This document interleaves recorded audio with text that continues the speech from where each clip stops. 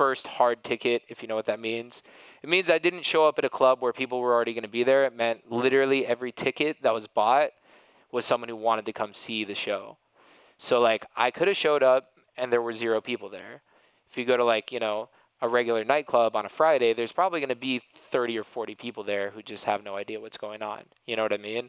So it was a big moment. In the top left, wait, no, you guys are this way. Top right corner, that's my agent, Matt Rodriguez.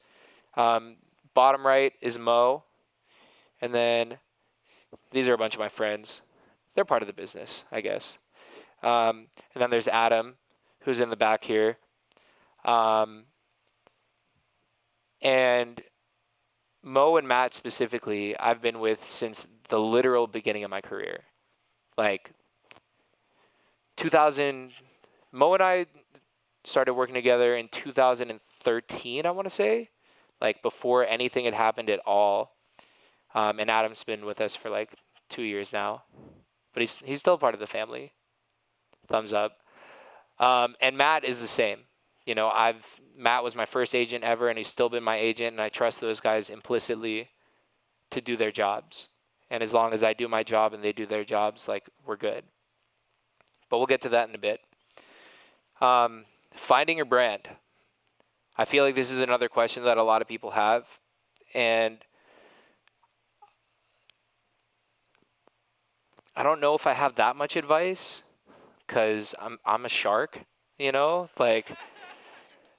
But, I mean, so I guess I'll give you a backstory on how I came up with Jauz, because I had a bunch of projects before Jauz that were not successful for many reasons, but one of those being that I feel like they weren't, like, natural.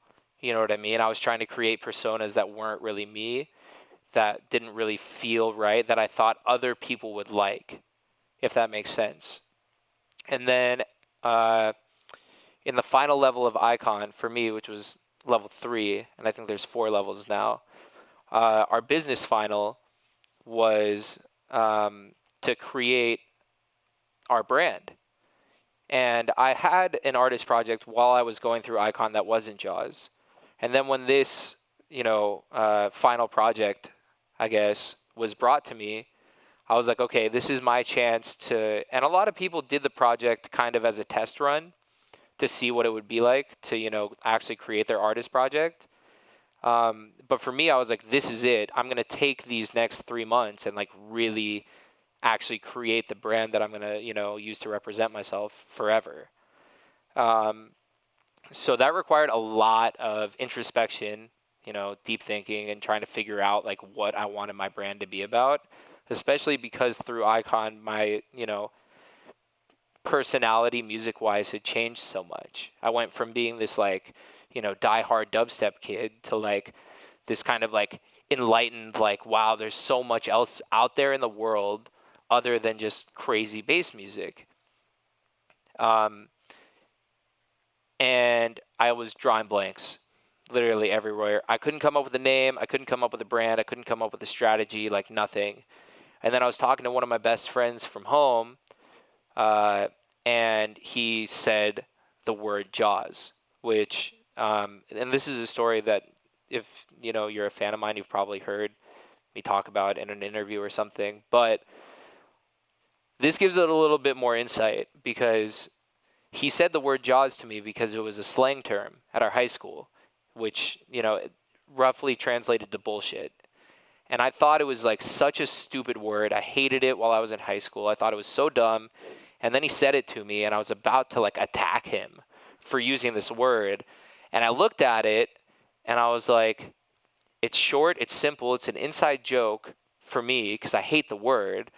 People will think of sharks, and like I like saw it, and that was literally how the entire brand created itself. So that was like the starting point. And from there, I just like ran with it. And I was like, I'm not going to find a better name than this. Like, I'm not like, this is the thing that makes the most sense to me. And I just didn't even think about it from that point. And I just ran with it.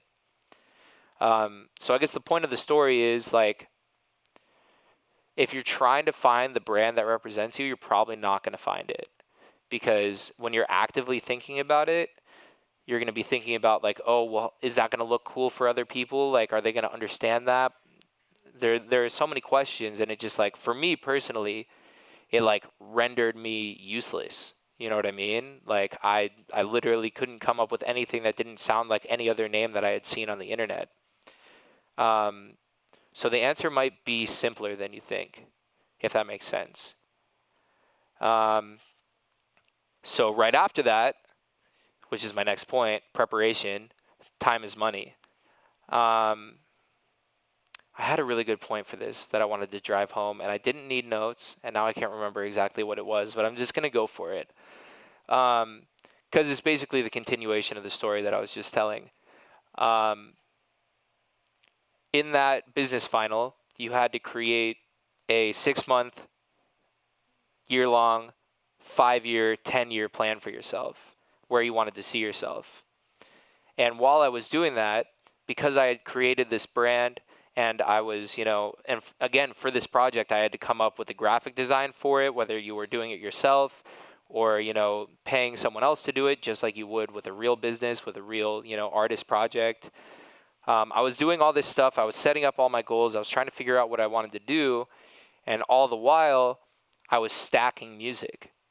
And I feel like that, and even today, because I'm 6 years in, unfortunately, I don't have a giant bank of music sitting around from 2013 anymore to just, put out. But one of the most important things that I did before I ever put the name Jauz on the internet, anywhere, did anything, is I had like 20 or 25 finished songs done. And because I wasn't worried about like, okay, I need to get the project done right away, I need to get the first song out, I need to get the ball rolling, I was like, okay, I have to take this time to make this huge business plan for myself, so I might as well just wait until it feels right and really develop this thing and really nail in what it is I want to do while I'm also writing all this music, finishing it, and putting it away for later. So like the first, 5-6 months of releases of mine were songs that I already had done, and I wasn't worried about what the next release was going to be because I already had this business plan of like, this song comes out every 2 weeks, I'm going to have a new song come out, and they're all going to come out like that, and it was all already set. So all my creative side of my brain had to worry about was writing new stuff. Because the most dangerous thing, and again, I deal with this every single day, is worrying about writing a song that's going to be your next big single. It's like the worst thing that you can do for your creative brain. And I know we're talking about music business still, and I'll get to the music stuff in a little bit. But yeah, I guess the moral of the story is like, you can never be too prepared. And like, just because, one thing is hot right now, or you feel like you have a couple really good songs and they're going to, not be relevant in the next 3, 4, 5, 6 months, like, it literally doesn't matter. Like, the longer you wait, the more prepared you are to like attack your project, attack your business, and I guess attack the music industry, in like the most effective way you can. Like, there's no reason to not wait as long as you humanly can. It's the same concept that Mo and I, at the beginning, before Matt, my agent, was even in the picture, it's the same thing we did with shows. When Feel the Volume came out and people were playing it all over the place and, things were really starting to look up, we decided to not play any shows for like, and this was based on a conversation we had with another agent who's a really good friend of ours. And he was like, the biggest advice I could give you guys is to not play shows for 8 months. And I still had no job. I had no money. I was, like my roommates were paying for my lunches and I could afford like coffee and a pack of cigarettes in the morning because, that's what I did back then.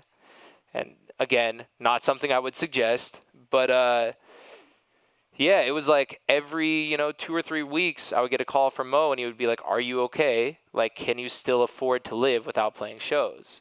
And that was basically how we ran things. And we were patient. And like the second that we finally started playing shows, it was just like skyrocket. You know what I mean? And I give this advice to people all the time, but it's like the more patient you can be, like, don't get me wrong. If you see the opportunity and it's staring you right in the face, you have to attack it, right? But at the same time, like, you know, the longer you can hold off and the better the product you deliver is, it's like, it's invaluable. And then last thing on business side, I just want to say really quick, like I said, I've been with Mo and Matt for 5 years. And our whole management team and the agency and everyone who works for me, with me, we feel like a big family, right? There's no one who is working with us that doesn't feel like they belong there. I consider them all friends as much as, business associates, which is super important. But the really important thing is I didn't go out looking for any of them. And I feel like that's a super common thing that I hear and I see now, is so many people are like, well, I have all this music saved up, but I really need a manager like Mo who can, take my music to the next level and help me with my branding and get me connected with all these people. And I really need an agent who can get me 6 shows because that's how I'm going to blow up. And it's like, I didn't play shows. And when I was working with Mo at the beginning, he was just as much of a nobody as I was, Like, just because someone has done something incredible for a bunch of other artists doesn't mean they're necessarily going to do the same thing for you. And especially if you're going out and looking and, just sending your music around and, not necessarily begging, but like hoping that someone is going to like take what you're giving them, 9 times out of 10, you're not going to find the right match. And I mean, I could go on about that kind of stuff for days, but I think the really important part to take away from that is just like, put out music on your own, manage yourself for as long as you can.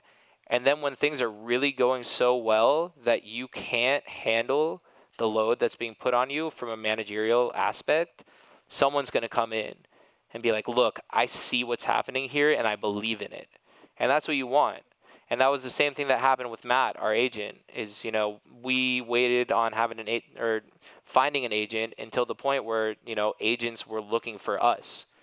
And they were like, this is why we want you here. And all these people believe in your project. And then you can pick the one that feels the most natural. And it's super important.